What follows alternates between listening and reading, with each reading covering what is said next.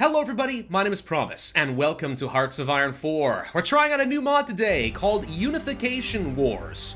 I've had a viewer consistently requesting that I try out this mod for weeks now, and I've agreed to finally do so, and it actually looks pretty promising. This mod is based on the lore of Warhammer 40k, which I know I have quite a few of you guys in the audience who are very big enthusiasts of that genre. Disclaimer on my end, I don't know a ton about this lore. I'm imagining I'm going to learn a fair bit as I go, though I do know a little bit. My understanding is this mod is based on the ascent of the Emperor of Man. There is no Imperium yet. Earth is still kind of a divided mess. And the whole point of the Unification Wars is to finally bind all the remaining people of Earth under one banner and ascend the Emperor of Man. So let's go ahead and start up a new game, and we're going to be playing as the Imperium, because, I mean, for our first game with this mod, we have to, right? In the silent mountains of the Himalayas, something stirs. As the world continues its cycle of war, a secret power is emerging, gathering many to its cause. Plans long in the making are now being carried out, as more symbols of I can't see what that says. Eagle and thunderbolts are discovered. There we go. Many begin to look forwards to the ancient mountain, and at the center of it all, one enigmatic man plots the beginning of a new chapter in human history. Sorry, some of the textures there made a couple letters a little harder to read. Anyway, all right, so we have the immortal Emperor of Man here, basically. Apparently we are led by the Master of the Lines. We have a couple of different focuses to start off here, or at least a couple different perks. The first sons. From the sons of the Eagle-born and the heirs of the Dragon Nobles emerge the first of my finest warriors, the Thunder Warriors and the Legio Custodes. They will be my right hand and fist that shall bring this divided world to heel. The first unification, the golden bells ring throughout the mountains, echoing the chorus of glory, okay. And Exterminatus, the ultimate way of completely and utterly destroying everything that it comes in contact with. Well, that should be a load of fun. All right, so take a look here at the Earth. Earth looks a little bit weird, right? And you'll notice that some of the oceans are all gone. I think that when there's like 1 trillion people on the planet in like the 35th century or like something like that, most of the oceans have been basically drained and they're all piped around the world at this point. There are very little oceans left in the lore. That's my understanding. The rest of the map looks completely different. I believe at some point or another, humans pretty much nuked the crap out of each other, which is why everything's been all messed up, and the world is kind of a mess. So let's start up a game as the Imperium and see how we fare. Now, I don't know where we're going to be located. I have no idea how strong we're going to be, but given that this is kind of the canonical rise of the Emperor of Man, I have to imagine we can become very, very powerful. I like, by the way, how with all the different borders, if the ocean levels do fall below a certain level, like all the land masses look very different, and therefore the borders follow accordingly. That's kind of cool. Is that actually based in the lore, or is that something that the creator actually took a bit of creative liberties with, based on the elevation? I don't know. Either way, I like it. I'm impressed. Okay, here we are. So we're located in, yes, the Himalayas. Actually, India itself looks completely messed up. I have no idea what's going on with all this. Anyway, okay. So, let's start by taking a look at our national focus. So we have the beginning, all right? So we'll pick that up first, which gets me some political power and an event, the uncertain world. Okay, do we have any soldiers to start? I don't see any evidence of that. First off, that's not even me. Wait, where am I? Oh, there I am. I'm this little guy right here. Well, hello. Okay. No units that I'm aware of. No ships. Ships are disabled because there are no proper oceans. Oh, well, that makes a lot of sense. Okay. We're probably going to wish that we had at least some extra civilian factories. So I'm going to start by building a few of these. 100% infrastructure to start off. That's kind of sweet. We have 4 research slots. Okay, most of this looks pretty familiar, but different skins across the board. Let's start by looking at doctrines. Actually, you know what? No, better question. Let's start by searching for doctrine and see what we might get for free, if anything. It looks like the answer is no, aside from some air doctrines. Okay, so it seems like I have kind of free run to go for whatever suits my purposes the best. Good enough for me, I just wanted to check. All right, if that's the case, then I am going to go for my classic superior firepower. I still think it's pretty good. Let's go for the electric mechanical engineering. Let's go for some production. Let's go for some construction. All of that so far looks very familiar. And I gotta say, after the last mod of Palpatine's Gamble, which was pretty fun, I am pleased to see something a little familiar. It makes me a bit more comfortable. What is this? All right, so we have our pattern bolters for our basic military equipment, and then also Age of Strife armor. Our needs are filled for now. Okay, hang on. What would Age of Strife armor be considered to be? Let's see. I don't see nothing there. Support companies, not under that. I see funny-looking tanks. Artillery mortars. Maybe it's kind of like support equipment. Let's take a quick look at some templates here. So, support equipment. We can take a look under logistics. It's just called power armor. Huh. I don't know. No, there is support equipment. I have no idea what this is for. Well, we probably do want it. I know I'm going to need some support equipment in order to start producing for the templates I've already got, and let's start producing some extra infantry equipment for the time being. I will unfortunately need to be trading for some steel, but we don't have any extra steel. Well, that complicates things a little bit. So maybe we need to make this a low priority for now. Yeah, we can't actually produce much of anything right now as it stands, simply because we are grossly out of materials. Fascinating. All right. Well, if there's no one to trade with, that means we have to do conquest, and hopefully I am given lots of conquest opportunities very early on. We do have early mobilization, which is nice, so we don't have to worry about the civilian economy. We have a closed economy, so no resources exported, which... don't know how good that's going to be. I'll bet you everyone else has that too. And a limited conscription law. What's our national spirit? Aftermath of the Age of Strife. Recruitable population 7.5% is huge. And we are going to be getting weekly stability and massively reduced attrition?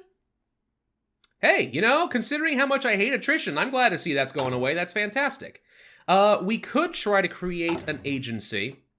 Right now I only have 3 civilian factories, so it is taking a very long time to build anything. Getting any national focuses that would get me some civilian factories could be pretty nice. Let's take a look at the rest of the world here and just see what we're looking at. So the Pan-Pacific Empire was one of the other nations we could have played. It looks like a very creepy shogun. I like it. Okay. Oceania is a thing. There's Albion, which is an interesting version of the British. Murica is a nation up over here. I like that. High Brazil, Sudamerica. There's a few interesting ones, and then Africa is divided up rather unusually as well. Huh. Europa seems to be, well, almost the Balkans, Italy, and then a lot of the oceans that have fallen apart. That's fascinating. And then this is one of the other major players we could have gone for, the Achaemenid Empire, which I believe is based off of, Alexander the Great era, so... this is a resurgence of an ancient empire. We see stuff like that appear in things like Fallout and Survive, and After the End. That's it. That's the other mod pack that was going on there. These guys have loads of satrapies as vassal states. Fascinating. The Blazing Children declared war on the Blazing Children. Someone put the children out! They're on fire! So I'm going to guess that I'm going to end up basically eating up all of this to start. That would make the most sense. It really comes down to what's going to happen with the beginning. Now, depending on how things are looking here, in order to make sure this first video really clips along at a good pace, I might employ some jump cuts if all there is to do is wait for national focuses and get story for a bit. Then if you don't mind, that's what I'll do, just so we can have a bit of fun. First things first, though, let's see what happens with the uncertain world. The Blazing Children has capitulated to itself. Well, fan-flippantastic. Okay, so what's this? Our own research or terawatt technology. Well, most of these researches require one of the following, not only one of them. So it seems like I'm not limited per se. The question is, why would we not do our own research? This is faster. Do you get something else from this? I don't know. Well, what other options do we have here? We have the Sigillet.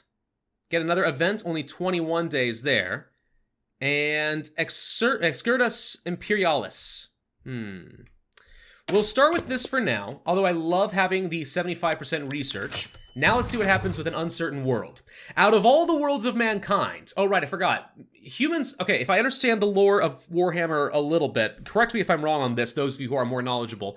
I believe mankind spread out amongst the stars in a grand galactic empire, but for some reason, I don't remember why, warp travel at some point kind of failed and just, disappeared. And all the humans left on Earth, and there's about 1 trillion inhabitants at that point, all kind of turned to infighting because The only way they were surviving with warp travel disappeared, I think. So out of all the worlds of mankind, none have suffered as much as its cradle. Terra, once the sapphire jewel of the galaxy, is now a blasted and war-torn wasteland. 5,000 years of ceaseless wars, nuclear strikes, chemical bombardments, and ecological destruction, pollution, desertification, and multiple minor ice ages have rendered this planet down to a husk of a husk. From the ashes of the ashes have emerged tyrants after tyrants, each one seeking to outdo their predecessor in an endless cycle of oppression and stagnation. For 5,000 years, I have wandered the wastes of Terra, occasionally serving one tyrant over another. You're 5,000 years old? Oh my god. And often traveling across the wilds for decades on end alone. I have kept to myself as I always have, but now something is changing. I have felt a shift in the warp these past years. Subtle yet noticeable changes. There is no longer the constant turmoil in the warp that has persisted through the ages. Indeed, the storms are dissipating, and now that they are soon to come to a close, I know what must be done. Okay. I mean, color me intrigued. That's actually fairly well written. I don't know if that's, like, from the lore, if that was written by the author of the mod so far, but, like, that was pretty good. Color me intrigued. Okay, jumping forward, we have something else here. Secret signs. The village folk have reported strange and wondrous events over the past several months. Pure, fresh mountain water has begun to flow once more from streams long dry, and a little girl has been cured overnight of the nano plague, a death sentence at such a young age.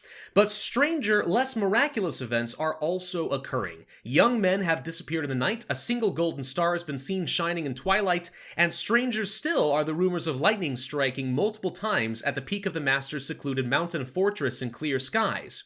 Already superstitions are spreading between the villages like a virus. Their master had come from the west and took dominion over these valleys years ago, but rarely showed himself to his subjects. But to those that have seen him, they speak of a man wreathed in golden robes, shining brightly like a new sun beneath the smog clouds. They say they have felt a deep closeness to him, like son to a father, and an urge to devote themselves to him and his being, to die for him even. Already a wide following is growing in the villages. Base war support. Yeah, there is definitely an aspect of the Warhammer 40k lore of practically a worship of the Emperor. I mean, he is the god Emperor, right?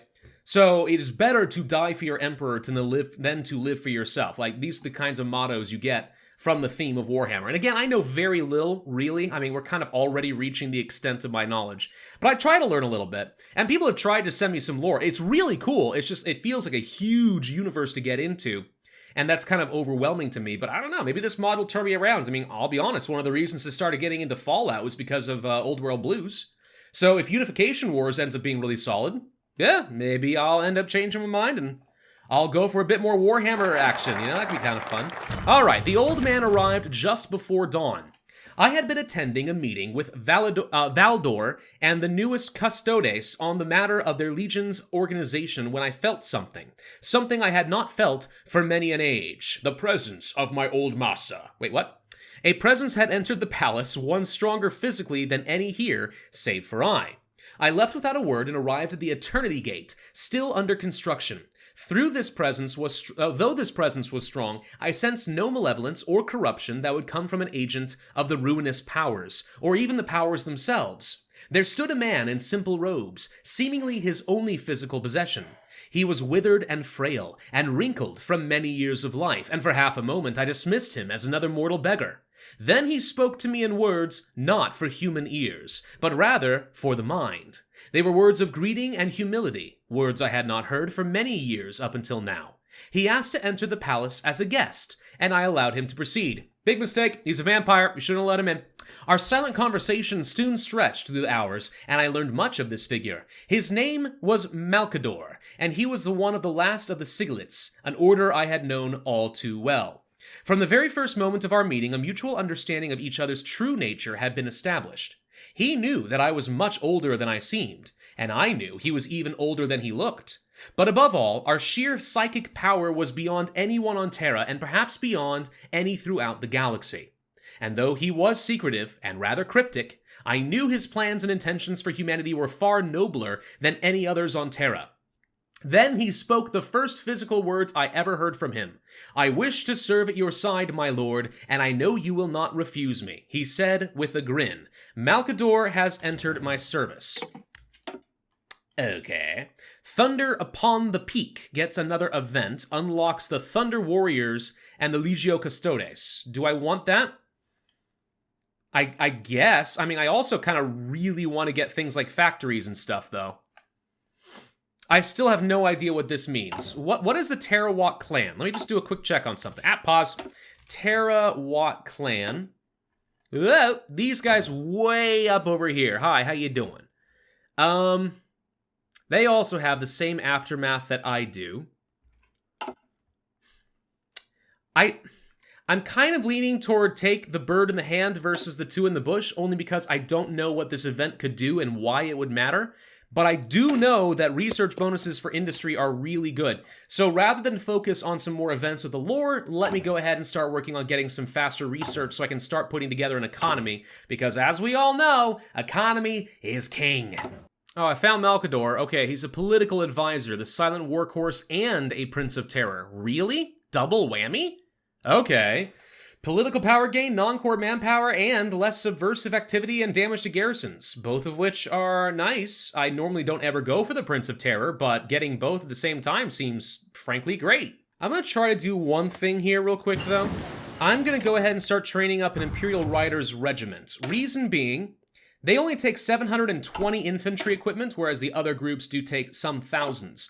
I think that maybe if we train one unit and have them training, we can start farming out stupid amounts of army experience. If this works the way that I think it will. So we're gonna try for it. Let's also make sure we get the research speed. Okay, let's see. We now have enough political power to grab Malcador, so let's do that to get some extra political power generation. We're about to finish up with our own research.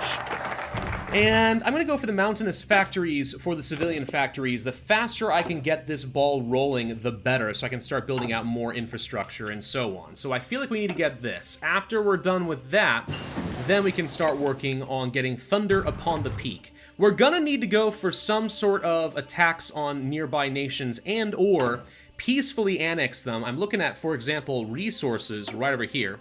The Eagleborn and the Dragon Kingdom have some of the plasteel that I'm going to need in order to actually make use of my factories. I can't easily produce it on my own, so we know we're going to need that. Oh, what's this? Okay, hang on. So we have more than just synthetic oil and stuff here. We also have adamantium refining, which lets us build adamantium mines, plasteel refining, and ceramite refining. Okay, so these unlock some different buildings. Fascinating. I think I'm going to go ahead and go for concentrated industry for this research slot, but I also want to make sure I use one of my research bonuses to go for construction 2, a little on the early side, and maybe production level 2 as well. Okay, I've officially deployed one unit here. We're going to go ahead and assign you to a general here. I'm going to have you train. Let's just see how much army experience I might start gaining per day, if any at all. I'm just going to set you up on a border right here just so we have someplace technically to go. So, are we getting any army experience? No? Interesting. Why am I also having some attrition? Oh, yeah, that's just because I'm doing training. I have no general. Let's go ahead and put one in charge. Ooh, cool. Some unique artwork for that. That's pretty awesome. Weapons ready. Weapons ready indeed. No, we're gaining absolutely nothing in terms of army experience. Well, darn it. There was a time in Hearts of Iron where if you were really bold, what you could do is delete all your army except for like one unit and train it, and you get like a ton of experience per day, because as far as the game was concerned, your entire army was training, and therefore you got a huge amount of army experience. Looks like that's not the case, in which case, go ahead and delete that unit. I am pretty sure that we are going to have, I'm pretty sure we are going to end up having something else later that will give us units. In the meantime, let's just go ahead and recycle the manpower and the infantry equipment back into the stockpile. It was worth a shot. Okay, we finished some construction tech. Let's go for construction level 2 using that 75% boost, even though we are ahead of time. That makes it far more reasonable. And we'll also grab the next level of superior firepower, because doctrines are awesome. And the factories are done. Fan-flippin-tastic. Let's continue with Thunder Upon the Dark, and I got effectively 4 more factories, so I've just now more than doubled my construction capability. Oh wow, the year is 29,790. More like Warhammer 30k, am I right? Ha ha ha. Thunder Upon the Peak is about to be done for the next focus. Scions of the Eagle or Children of the Dragon? We ultimately need to do both, I think, and it looks like if we continue down this enough, we're going to gain some legions and then a load of war goals and go for the first unification. Sounds fun. Let's go for Scions of the Eagle, I suppose, and see what the event is. Beneath the mountain! Deep, deep underground, beneath ancient forgotten mines and tunnels, down into the lowest roots of the earth, I have toiled away for years on this project. Many years of failed experiments and minor defections have resulted in imperfections and flawed beings no better than the monstrosities commanded by the warlords I seek to break. But now, I believe that finally this project has been finished. It has not been without cost. Many an innocent life has been claimed by my experiments, and though I know their sacrifice was not in vain, for they have given me a better understanding of the science, I feel regret for their suffering. But now before me lie the fruits of my labor. 2 men, born anew, designed to be the pinnacle of human strength and power. To the first I bestow the name Valdor, and to the second I name Tyrannus, Custodes, and Catagus. They are the first of many to come. Did I just get myself some really nice, like, generals or commanders or something? What happened? I don't know. Do I want to go directly for the Captain of Industry? You know what? I'm going to do something a little bit more controversial and go directly for the Military Theorist. For 1, the land doctrine research speed, and 2, to start gaining some military experience per day, because it might take a very long time to get a meaningful amount to get good templates. I'm also going to start researching the Age of Strife tank here and get going on this, because, I mean, if we're going back toward more like actual standard HoI4 playstyles, tanks obviously pretty important. So I'll make sure that we have that tech available. I can't, like, capitalize on it right now, but it's going to take a long time to start researching the tanks that I think I'm really going to be caring about. By the way, if we're already up to 790, does that mean we're up to this level? So I could go 3 levels of tanks just to be on time, let alone go toward medium, if I'm understanding this one correctly. Though going for the heavy tanks might be a fun little change of pace. I don't know. Regardless, it all starts over there. You know, it's not that much longer until we are going to be, we are going to have the next expansion for HoI4, which I think is going to completely change up the game from what I've seen. I mean, your standard 20-40 combat width templates are going to be null and void from here on out. Supply and logistics changes, a tank designer, it's going to be big. I'm going to have to relearn how to play HoI4, like, all over again. Which on one hand is a good thing, you know, it's always fun to freshen up the game. On the other, it's a little daunting because I'm slow to change, you know? I'm the kind of person who, back when infantry artillery was an acceptable meta, played with that, and then, like, a year after that was nerfed and no longer viable, I was still playing with it and winning games, but, like, I clearly should have moved on to the proper tank builds and stuff earlier, and I was slow to do it. So this time around, I'm really gonna try to learn how to play HoI4 with the new expansion, how everything's gonna change. I'm gonna do all the research I can and really dive into it. Hopefully I actually play well in the future. We are almost done with Scions of the Eagle. I will say, mods already running a little slower than I might like. That might just be HoI4 being HoI4 today, or it might be that there's actually a lot more going on the map than I'm aware of. I mean, obviously it's a pretty large map to play with. Good lord, what even is all this other territory down here? I don't know. All a bunch of crazy desert dwellers, I'm guessing. Anyway, yeah, so there might actually be a whole load of conflict and other stuff happening on the map, and I'm just not aware of it. Maybe, we'll see. The Eagle Born! He had come into the court of the chieftains, beneath the canopy of woven silk and ox bones. The chiefs were huddled together around a great fire in the center of the tent, a safe haven from the frigid weather of the Himalayan winter. They were adorned in gaudy, ramshackle armors of gold and silver, etched with writings of an old tongue and decorated with vibrant feathers of green and blue, purple and red. The lord from the east was rather humble in comparison, wearing only a white cloak of leopard fur. "Sit," the head chieftain told him. The lord did as requested. "I suppose you understand why we've brought you here." The lord nodded faintly. "I do." One of the other chiefs shot a look of derision. "There is unrest brewing among our people, Lord, and we know you have something to do with it. There is talk of the Golden One and the Lord of Thunder among the villagers. Here, have you seen this symbol before?" The chieftains handed the lord a stone, and carved into it was a symbol of an eagle's head with 4 lightning bolts emanating from it. The Lord wanted to smirk, but simply shook his head. This symbol has been found carved into homes and statues, even into our Pillar of the Winged One. Tell us now, have you something to do with this? We get a new event, Accusations. Okay, but first, let's continue with Children of the Dragon so we can stack up even more events. The head chieftain locked his eyes with the black-haired lord, attempting to study him.